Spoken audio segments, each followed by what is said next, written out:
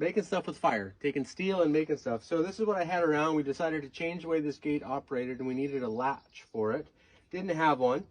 Could have went to town and bought one, but instead fired up the forge and built ourselves a latch. So anchored to the house, 3/4 inch steel bar is definitely strong enough, and a leaf carrier to hold it when you don't need it.